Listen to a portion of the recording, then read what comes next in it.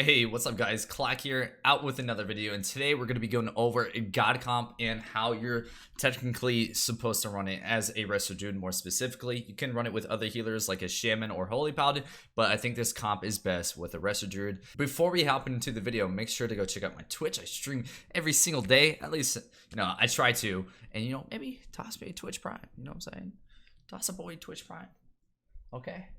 Alright, let's go ahead and start the match. And as you can see, when you start a match as a Resto Druid, you want to hot up as many people as you can. Don't worry about your mana. Just literally try to hot up your team, especially the person you think is going to be targeted by the enemy team. Make sure you hot that person up the most. And, for me, I'm playing with a Shadow Priest. He's probably going to be the kill target in most of the games because he's kind of a stationary target. And left alone, he's going to do a lot of damage. So they're going to want to go him.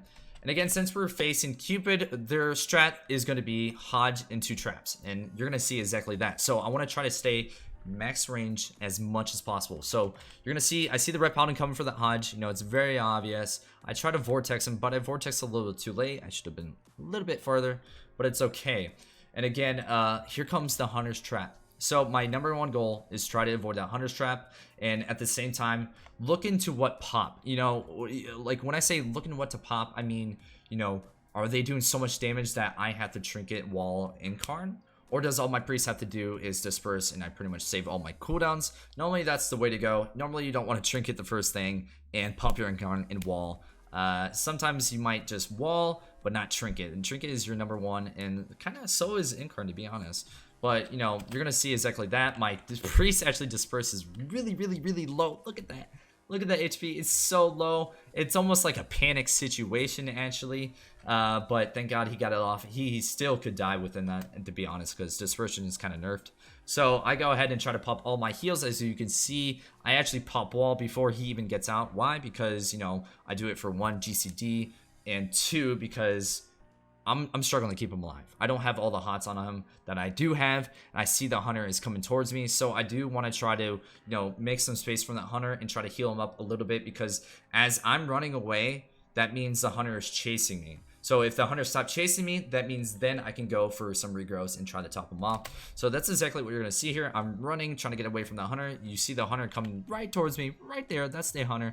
And there's my Priest. So I'm trying to max range him. So I said, fuck it. My Priest has no ability. I can't really run too much more. If I do, I'm probably just going to end up hurting myself.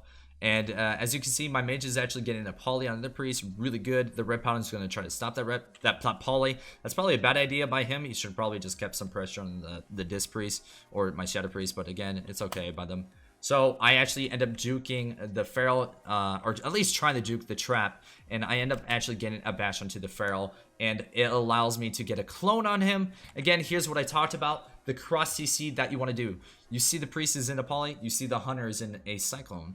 Once I do that once or twice, we go ahead and swap our CC targets. And that's pretty much all you do throughout the whole game. And something else that you can actually do is, cycling the Red Paladin low. If he's low, or if he has dispersion, or pain suppression, or he pops his wall, or iron bark, if he has some kind of fucking cooldown and he's super low, just go ahead and clone it. Chances are he's going to survive that, and all you're going to be doing is hurting yourself. So cycle him low, so when he comes out of it, he's going to stay low, and it's going to act like they didn't pop any cooldowns. So if you can get that off, you're a really, really good druid. You are like a really, really good druid.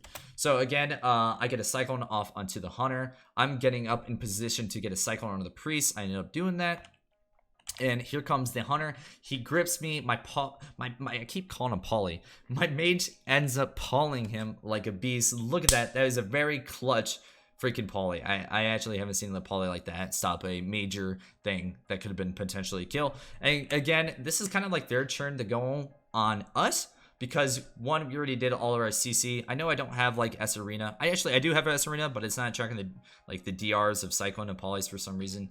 So we're actually still scared because I can't Cyclone the Hunter and I can't Cyclone the Priest because I recently just did that. There might be like 5 or 6 seconds left onto the Hunter that then I can Cyclone them, but that's a long time. 5 to 6 seconds is a long time. So our goal is just to survive until then. And exactly, I'm trying to run away from the Hunter. My priest sees that the hunter is trying to get a trap on me. I'm actually hodged. So what does my priest do? he could, one, MD it, or two, get on top of me. Two, he decides to freaking get on top of me and gets lucky and ends up getting the trap. That is perfect because, one, he's the kill target, so they're just going to hit him out immediately, so I don't even have to spend the GCD to dispel him. And, you know, it's just, you know, a really good thing. And here's something I actually really wanted to point it out. Never fight here. For some reason, I found out like 2 days ago that this is a fucking horrible spot. This, in the opposite end of this, is a very horrible spot to fight. It's a very clusterfuck, you know, like bouncing up and down the stairs is literally really bad. What you want to be is either you want to be down there or in the middle over here. And another place you don't want to go as well is you don't want to go this corner. There's nowhere for you to run once you go this corner. If I go this corner, then the hunter and ret, once it gets CC on me, they're going to get it because I'm fucking cornered. You'll see me run there a few times, and that's a really bad mistake that I do. But again, at the time, it just wasn't clicking to me. But again, don't go in those corners. Stay away from this spot and stay away from that. You don't want to go there, guys. There's nowhere you can go over there. So again, they go ahead and, you know, we pretty much get out of the CC really okay, but I still end up having to pop a lot of cooldowns because, like, they're right on top of me. I'm still really scared. I see the priest is in a CC. That was very good by the mage. I didn't know if he was going to be able to get that because priest could have got potentially a triple fear, but again, our teams are really good. They know what they're doing. I go ahead and pop incarnate and top off my boy. It is now my turn to get some CC onto that priest, and it is time for the mage to get some CC on the hunter. Again, this is the cross CC that I was talking about, so things are looking really good here. We got the paladin looking really low, but we have no follow-up for the priest. So what do? I go ahead and try to cyclone the red paladin decently low because, one, he's low. Two, we got the priest. He popped some cooldowns. Yay, we did it. So basically now the time is to just kind of, you know, wait it out. Wait for the GCDs or, you know, poly or whatever you want to call it, the cooldowns to run off on the priest, so that way we can get our cyclones and polys off on them again. So here we are going super hammy. I go ahead and get MD'd out of that. My hots are about to fall off. They're about to make some connections to my priest, so I'm a little bit scared. I don't want to go ahead and fall behind on hot, so I go ahead and shrink it. I get my life bloom stack re-rolling, and that's pretty much all I had to pop. So I still have my wall and I have scenario ward. Those are both really big things. So again, you know, just kind of rinse and repeat what we're doing right now. We get the hunter red powder really low. We're pulling onto the hunter, so it is my turn to try to get some CC onto that healer, but he's down in a weird spot. Why am I not going for it?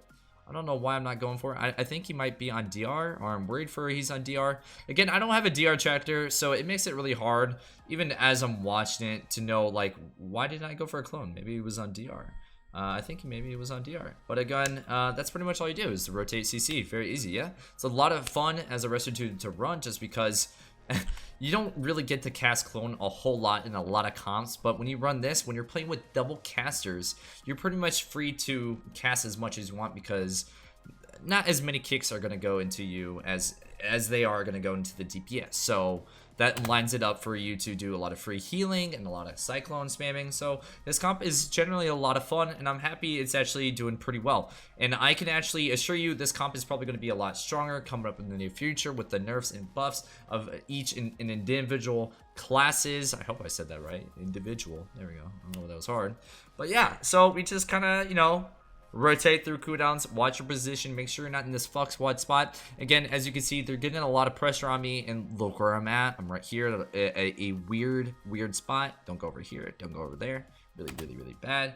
So, you know, kind of just letting things play out. We get a triple fear, excuse me, onto the DPS. Really good. I'm cycloning hunter just because I thought it was going to get dispelled by the priest, so it was overlapping, but it's okay. It was kind of like securing the CC.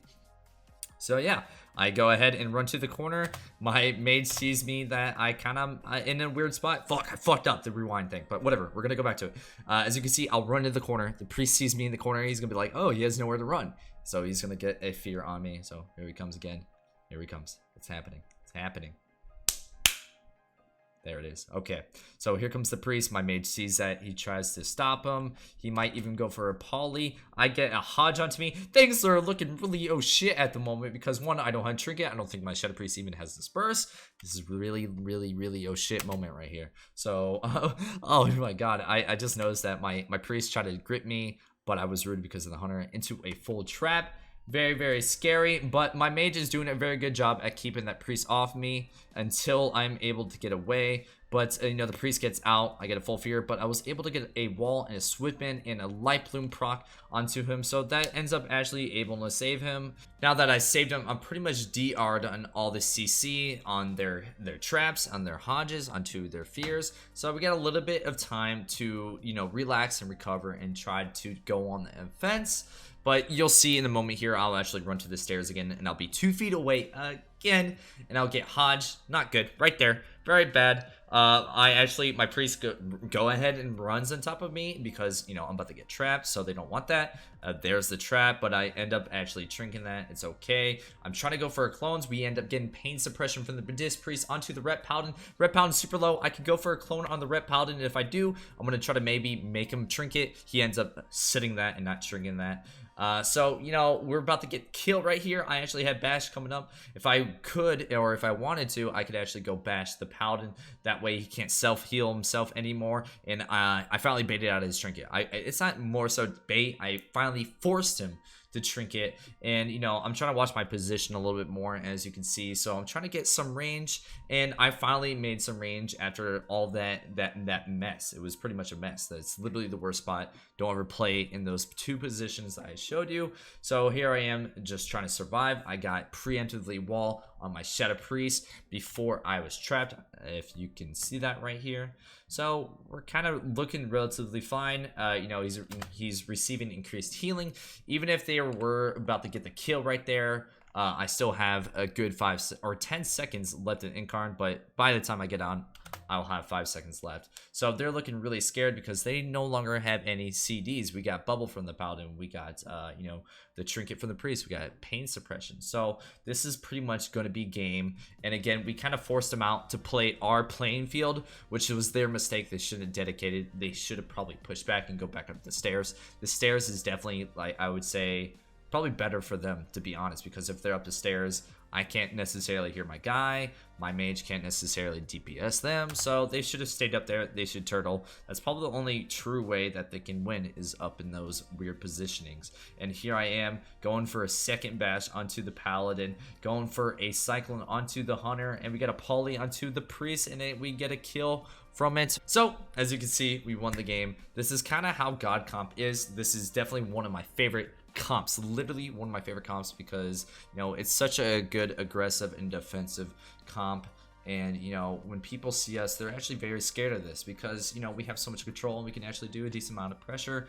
All of our abilities matter. You know, you can't necessarily let the rest of druid free cast, you can't let the shadow priest free cast, you can't let the mage free cast. So when you have them all in one, it's a very scary comp. So again, guys, I hope you enjoyed this video. If so, make sure to leave a like and sub, and go check out my Twitch. Please, please, please go check out my Twitch. Just throw me a Twitch brand, please. Anyways, guys, hope you enjoyed the video. Hopefully the video made sense. I realized I was talking really fast, and you know, I just hope I was able to get my points across for you guys to understand what was going on. Anyways, guys, get out there and post it up.